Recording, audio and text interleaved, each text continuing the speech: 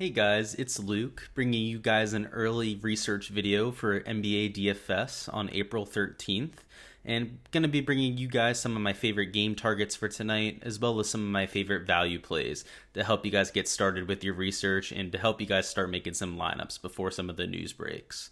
So first of all, my first game target for tonight is going to be the Clippers at the Pacers, and that game has a 232-point game total, as well as the Clippers being favored by 3 points on the spread.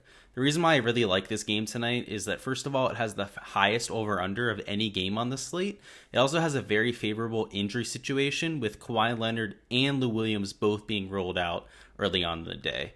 The Pacers also haven't been a very good defensive team, and everyone knows about the Clippers' woes on defense, especially of recently. So it's shaping up to be a very high-scoring game with a lot of value, especially on the Clippers side, and obviously a lot of potential for some of the stars in the game as well. So I love it for a game stack. I like it for the value plays, and that's why it's my number one game target tonight.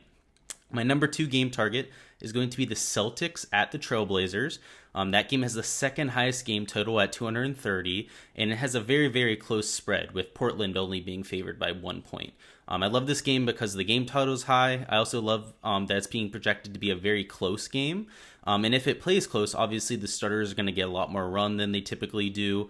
There's that overtime possibility, and overall, it's just a good game environment to target if you're looking for those high potential performances, like in a grand prize pool event or even a cash game. You want those guys with that high potential there. So I like it for a game stack, and like I said, you could play a lot of stars from this game because it's going to be a lot of shots put up, a lot of ceiling performances that you can definitely hope to grab there. And number three is going to be the Hawks at the Raptors, coming in with a 224.5 point total, which isn't extremely high, but I do like that the spread is only 1.5 points to Toronto's side. Like I said, not a super high total, but the game environment should be good since it's a close game. Trae Young's also questionable, so that's something to keep an eye on. If Trae Young ends up being rolled out, there could be quite a bit of value from the Hawks side to take advantage of. So look for that a little bit closer to the slate locks. So those are my three game targets, and let's get into some of my value plays. Number one on my value plays for tonight is going to be Jalen McDaniels. He's a power forward for the Charlotte Hornets, coming in at $4,300. Gordon Hayward's going to be out again, and McDaniels has seen the start in the last three games with Hayward out, and he's produced big time in two of those three games. In two of those three games, he put up 40-plus fantasy points. He shot the ball well, got a lot of rebounds, put up a couple steals and blocks as well. Really gave you a well-rounded performance, which is always good to see. Last time out, he only put up 24 fantasy points, nothing to write home about. But on per average, he's averaging well over 1.3 fantasy points per minute as a starter and has seen 28-plus minutes in each of his last three starts. He obviously has a very high floor. I expect him for 28 minutes tonight, a 25-point projection, which obviously puts him at approaching 6x value, which is exactly what you want to see. But he also could put up a monster day.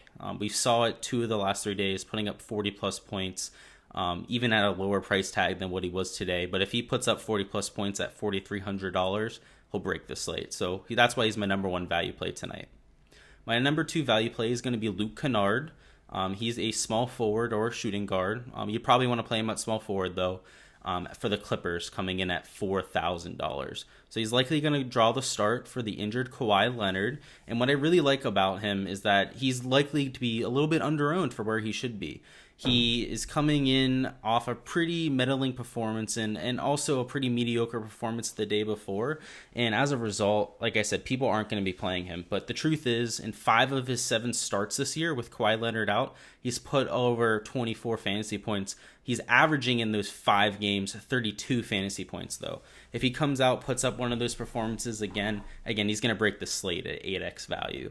I like that he puts up a lot of peripherals. You didn't really see that in the last 2 games. Again, I think that's kind of a fluke. He was very inefficient. He got into some foul trouble as well. So I see him as a very safe play tonight for the Clippers. He's going to get the minutes. He's been productive with the upside, again, to put up a 30, 40-point performance. And my last value play for tonight is going to be Tony Bradley. He's plays for the Thunder now, not the 76ers, and he's a center coming in at $4,000. And what I really like about Tony Bradley is that he's seen a pretty consistent role since being on the Thunder, seeing over 20 minutes in every game that he's played, averaging right around 21 minutes. And even better, he's scored over a fantasy point per minute in all of his games as well. So he's producing at a very high rate. But most of all, and the real reason he makes this list, because at a $4,000 price tag, you know he's going to be just above value with that kind of projection. Is there is the potential here that he gets tons of minutes if Moses Brown gets into foul trouble.